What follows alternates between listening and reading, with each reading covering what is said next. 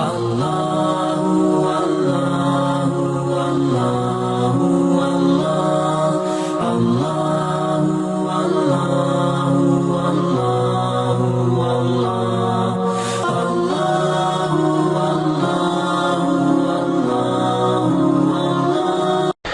اللہ الرحمن الرحیم۔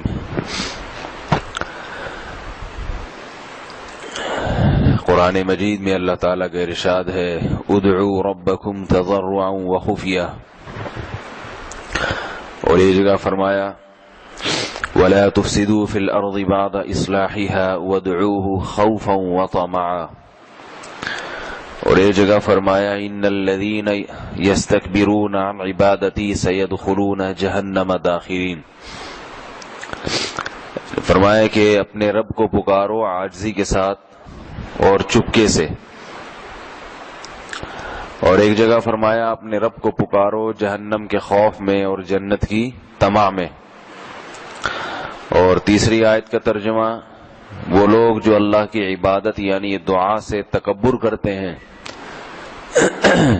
اپنے آپ کو دعا سے مستغنی سمجھتے ہیں، تو عن قریب جہنم میں ذلیل ہو کر داخل ہوں گے۔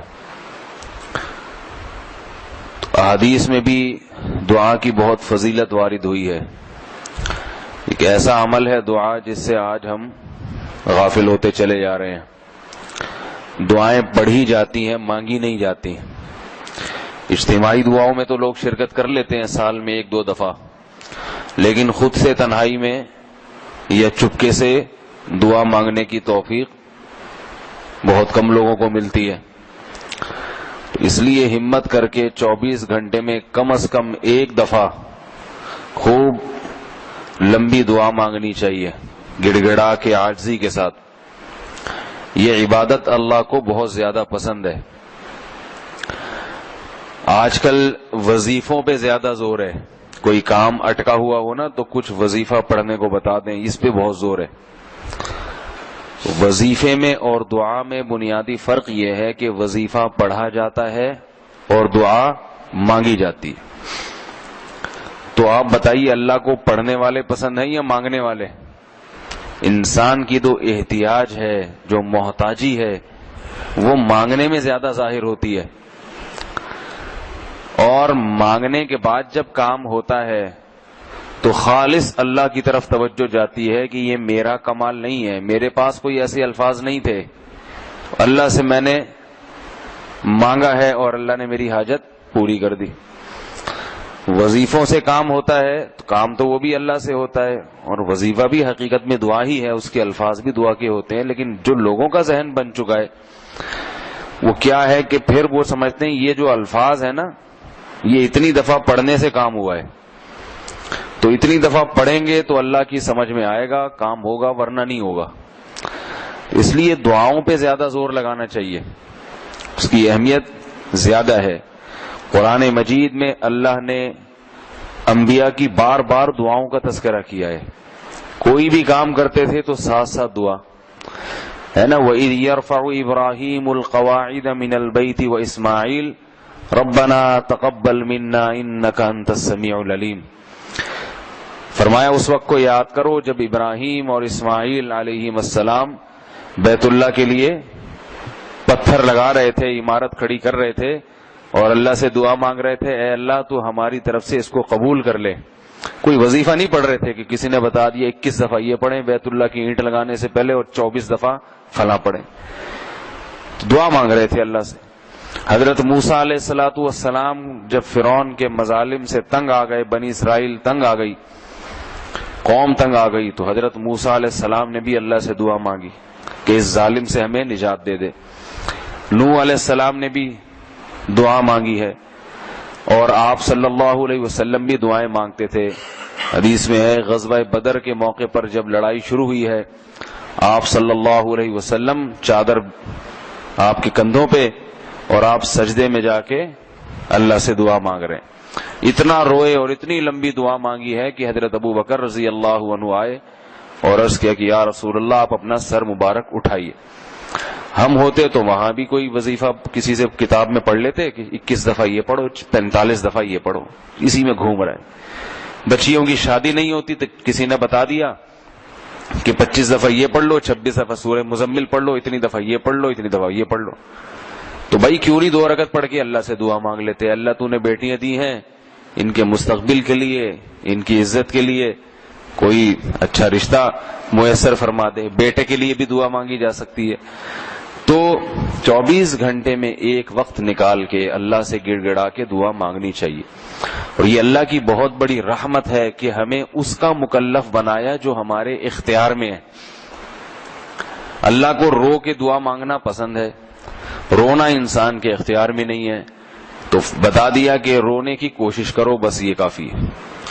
دل لگے نہ لگے، انسان اپنا چہرہ ایسا بنا لے دعا مانگتے ہوئے جیسے محتاج ہوتا ہے، چاہے دل لگے یا دل میں وہ خشوع بے شک پیدا نہ ہو. کسی نے حضرت مولانا اشرف علی تھانوی رحمہ اللہ سے پوچھا، فرمایا کہ نماز میں دل نہیں لگتا، توجہ نہیں لگتی، جب بھی نماز پڑھتا ہوں دماغ ادھر ادھر گھومتا ہے. تو حضرت نے بڑا پیارا جواب دیا، فرمایا نماز میں دل کا لگانا فرض ہے، دل کا لگنا فرض نہیں ہے. یعنی لگانا فرض کا مطلب لگانے کی کوشش تو فرض ہے، لیکن یہ فرض نہیں ہے کہ لگ بھی جائے.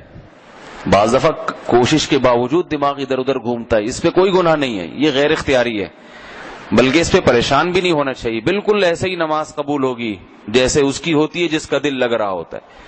تو ایسے ہی میرے بھائی، جس کا دعا میں دل لگ رہا ہے، جیسے اس کی دعا قبول ہوتی ہے تو اس کی بھی ایسے ہی قبول ہوتی ہے جس کا لگ نہیں رہا مگر پھر بھی لگانے کی کوشش کر رہا ہے. چاہے ساری دعا میں ایسا ہی. گھروں میں خواتین پریشان ہوتی ہیں کہ جب دعا مانگتے ہیں بچے چیخنا چلانا شروع کر دیتے ہیں اور وہ تنگ کرتے ہیں تو دل نہیں لگتا. تو کوئی بات نہیں، اللہ کو یہی ادا پسند ہے.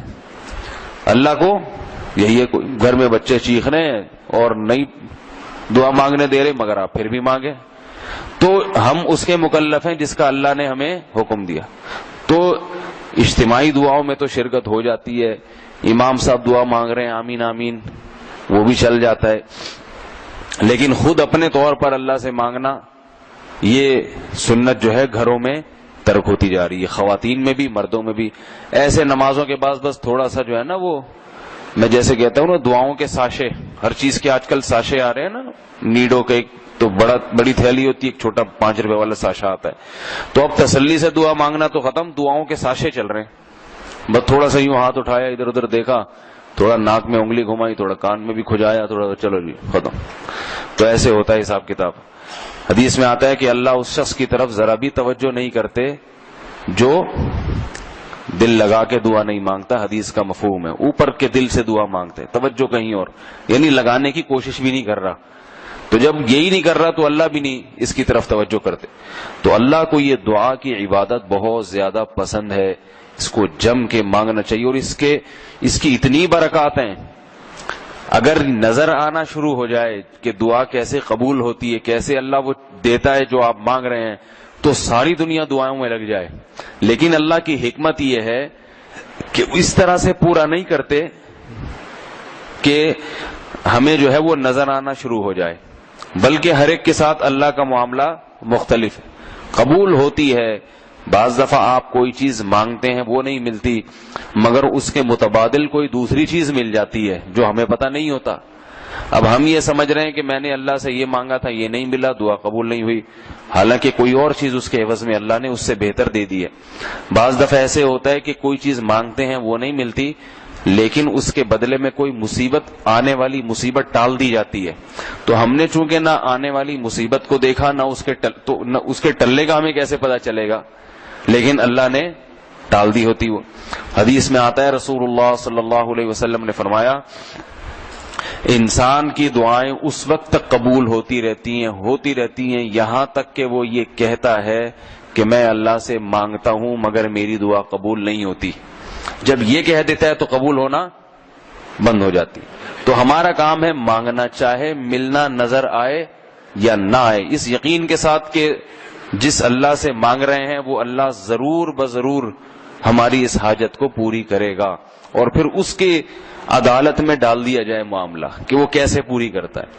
تو اللہ تعالی ہم سب کو اس کی توفیق عطا فرمائے اور اس پہ پابندی کی توفیق عطا فرمائے. سبحانک اللہم و بحمدک، نشہد ان لا الہ الا انت، نستغفرک.